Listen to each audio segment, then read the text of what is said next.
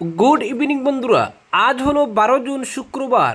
আজকের সন্ধ্যার বিশেষ বিশেষ খবর হলো গৃহবধূরা দেশ গঠনের কারিগর, মাসে 30,000 টাকা বেতন হওয়া উচিত পর্যবেক্ষণ শীর্ষ আদালতের।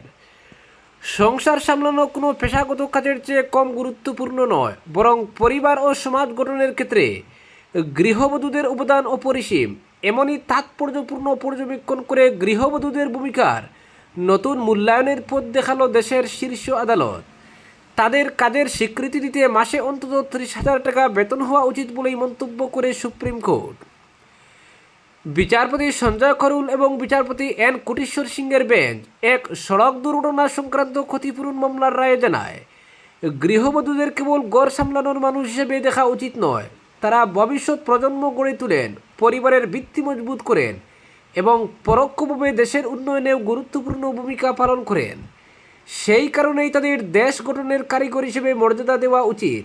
মামলাটি ছিল এক গৃহবধূর দুর্ঘটনাজনিত মৃত্যুর পর তার পরিবারের ক্ষতিপূরণ সংক্রান্ত। শুনানিতে আদালত উল্লেখ করে, এতদিন এই ধরনের ক্ষেত্রে গৃহবধূদের অবদান মূল্যায়নের জন্য অদক্ষ বা আধাদক্ষ শ্রমিকের মজুরিকে ভিত্তি ধরা হতো, ফলে তাদের প্রকৃত অবদান কখনোই সঠিকভাবে প্রতিফলিত হতো না।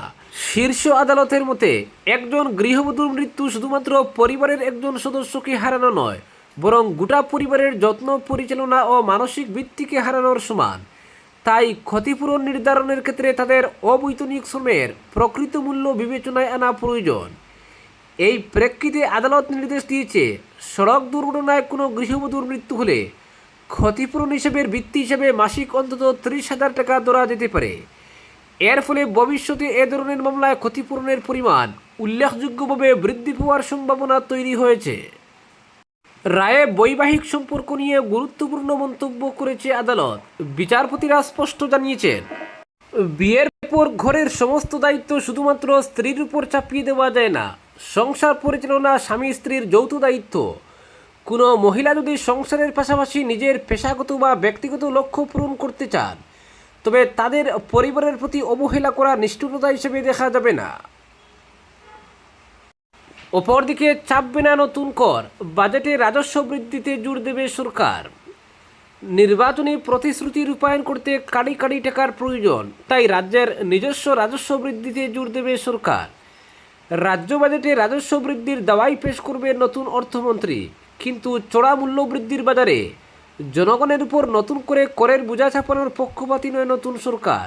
তাই চলতি অর্থবছরের পূর্ণাঙ্গ বাজেট হবে করহীন, কিন্তু জনগণকে যতটা সম্ভব স্বস্তি দেওয়ার চেষ্টাও থাকবে বাজেটে। অরুণোদয় প্রকল্পে অর্থ সাহায্য বৃদ্ধি, রেশনে ফিরিয়ে আনা হবে চিনি, ডাল, লবণ বিতরণ। আগামী 6 জুলাই থেকে শুরু হচ্ছে বিধানসভার বাজেট অধিবেশন। হিমন্ত 2.0 সরকারের প্রথম পূর্ণাঙ্গ বাজেট পেশ করা হবে বিধানসভায়। ভোটের বছর বলে গত ফেব্রুয়ারিতে পেশ করা হয় ভোট অন অ্যাকাউন্ট বাজেট। তাই ভোটে জয়ের পর ক্ষমতায় এসে এবার পূর্ণাঙ্গ বাজেট পেশ করার প্রস্তুতি নিচ্ছে নতুন সরকার। অর্থ দপ্তরের ভার এবার দেওয়া হয়েছে মন্ত্রী জয়ন্ত মল্ল বড়ুয়াকে, তাই তার নেতৃত্বে শুরু হয়েছে বাজেট প্রস্তুতির কাজ। সরকারের প্রতিটি বিভাগে এখন বাজেট প্রস্তুতি নিয়ে পর্যালোচনা বৈঠক হচ্ছে। পুরোদমে প্রস্তুতি চলছে অর্থ বিভাগে। চলতি অর্থ বছরের রাজ্য বাজেটে মূল বিষয় হচ্ছে নির্বাচনী প্রতিশ্রুতির রূপায়ণ শুরু করা। তাই প্রথম বাজেটেই দেখা যেতে পারে 2 লক্ষ সরকারি চাকরির রূপরেখা, অরুণোদয়ের মতো সামাজিক প্রকল্পে অর্থ সাহায্যের পরিমাণ বৃদ্ধি করা। নতুন কিছু প্রকল্প ঘোষণা করা হতে পারে বাজেটে। কিন্তু আমেরিকা, ইরান, ইসরায়েল যুদ্ধের প্রেক্ষিতে বাজারে যেভাবে মূল্য বৃদ্ধি ঘটেছে, তার থেকে জনগণকে স্বস্তি দেওয়ার প্রচেষ্টাও বাজেটে দেখা যেতে পারে। কিন্তু নির্বাচনী প্রতিশ্রুতি রূপায়ণ করতে গেলে বিপুল অর্থের প্রয়োজন, তাই রাজস্ব আমদানিতে গুরুত্ব দেওয়ার কথা বলছেন নতুন অর্থমন্ত্রী। সংবাদ মাধ্যমে তিনি বলেন, 6 জুলাই থেকে শুরু হচ্ছে বিধানসভার বাজেট অধিবেশন। অর্থমন্ত্রী হিসেবে প্রথমবার বাজেট পেশ করব আমি। বাজেটে রাজস্ব বৃদ্ধিতে জোর দেব আমরা, যার মাধ্যমে আসামকে প্রগতির পথে নিয়ে যাওয়া সম্ভব হয়। তবে হিমন্তের সরকার ক্ষমতায় আসার পর থেকেই রাজস্ব বৃদ্ধিতে জোর দেওয়া হচ্ছে, ফলে আগের সরকারের তুলনায় রাজ্যের নিজস্ব রাজস্বের পরিমাণ বেড়েছে বহুগুণ। তবে আগের সরকারের ধারাবাহিকতা বজায় রেখে জনগণের উপর অতিরিক্ত করের বোঝা চাপানো হবে না, জানিয়ে দিয়েছেন অর্থমন্ত্রী। অপরদিকে শ্রীভূমি শহরকে অবৈধ দখল ও যানজটের সমস্যা থেকে মুক্ত করতে পৌরসভার উদ্যোগে চলমান উচ্ছেদ অভিযান আরও জোরদার করা হয়েছে। শ্রীভূমি পৌরসভা, জেলা প্রশাসন এবং পুলিশ প্রশাসনের যৌথ উদ্যোগে শহরের অত্যন্ত গুরুত্বপূর্ণ রেলগেট ও গাটলাইন এলাকায় ব্যাপক উচ্ছেদ অভিযান পরিচালিত হয়। দীর্ঘদিন ধরে সরকারি জমি দখল করে গড়ে ওঠা অবৈধ বাজার, অস্থায়ী দোকানপাট ও বিভিন্ন কাঠামো বুলডোজার এবং শ্রমিকদের সহায়তায় ভেঙে ফেলা হয়। সকাল থেকেই প্রশাসনের এই অভিযানে এলাকা জুড়ে ব্যাপক চাঞ্চল্যের সৃষ্টি হয়। বিপুল সংখ্যক পুলিশ বাহিনী, পৌরসভার কর্মকর্তা কর্মচারী এবং প্রশাসনিক আধিকারিকদের উপস্থিতিতে অভিযান শুরু হয়। প্রথম পর্যায়ে রেলগেট বাজার এলাকায় সরকারি জমির উপর গড়ে ওঠা অবৈধ দোকানপাট ও স্থাপনাগুলি চিহ্নিত করে উচ্ছেদ করা হয়। পরে গাটলাইন এলাকায় অভিযান চালিয়ে বহু অস্থায়ী দোকান, বাজার কাঠামো এবং রাস্তার উপর গড়ে ওঠা অবৈধ নির্মাণ ভেঙে গুড়িয়ে দেওয়া হয়। প্রশাসনের দাবি, দীর্ঘদিন ধরে সরকারি জমি দখল করে বিভিন্ন ব্যবসায়িক কার্যকলাপ পরিচালিত হচ্ছিল। এর ফলে সাধারণ মানুষের চলাচলে মারাত্মক সমস্যা সৃষ্টি হচ্ছিল। বিশেষ করে শহরের অন্যতম ব্যস্ততম রেলগেট ও গাটলাইন এলাকায় রাস্তার দুই পাশে অনিয়ন্ত্রিতভাবে দোকান বসে যাওয়ায় যানবাহন চলাচল ব্যাহত হচ্ছিল এবং প্রায়ই তীব্র যানজটের সৃষ্টি হচ্ছিল। শুধু তাই নয়, অ্যাম্বুলেন্স, দমকল কিংবা অন্যান্য জরুরি পরিষেবার যানবাহন চলাচলেও বিঘ্ন ঘটছিল বলে অভিযোগ ছিল। স্থানীয় বাসিন্দাদের একাংশ জানান, বহুবার অভিযোগ জানানো হলেও এতদিন কার্যকর ব্যবস্থা নেওয়া হয়নি। তবে বর্তমান প্রশাসন শহরকে দখলমুক্ত করার লক্ষ্যে ধারাবাহিক অভিযান পরিচালনা করায় সাধারণ মানুষের মধ্যে স্বস্তির পরিবেশ তৈরি হয়েছে। তাদের মতে, রাস্তা ও সরকারি জমি দখলমুক্ত হলে শহরের যান চলাচল অনেকটাই স্বাভাবিক হবে। অপরদিকে গণিগ্রাম স্বাস্থ্যকেন্দ্রকে 30 শয্যায় উন্নীত করার আশ্বাস বিধায়ক কিশোর নাথের। বড়খলা বিধানসভা এলাকার সার্বিক উন্নয়নে তিনি বদ্ধপরিকর বলে জানিয়েছেন বড়খলার নবনির্বাচিত বিধায়ক কিশোর নাথ। একই সঙ্গে তিনি গণিগ্রাম স্বাস্থ্য উপকেন্দ্রকে 30 শয্যা বিশিষ্ট হাসপাতালে রূপান্তরিত করার আশ্বাস প্রদান করেছেন। প্রধানমন্ত্রী নরেন্দ্র মোদীর নেতৃত্বে কেন্দ্রীয় সরকারের 14 বছর পূর্তি উপলক্ষে শ্রীকোনা মণ্ডল সংখ্যালঘু মোর্চার উদ্যোগে আয়োজিত হয় এক সচেতনতা সভা। প্রধান অতিথি হিসেবে উপস্থিত থেকে তিনি এই ঘোষণা করেন। সভায় বক্তব্য রাখতে গিয়ে বিধায়ক প্রধানমন্ত্রী নরেন্দ্র মোদীর বিভিন্ন জনকল্যাণমূলক প্রকল্পের সাফল্য তুলে ধরেন।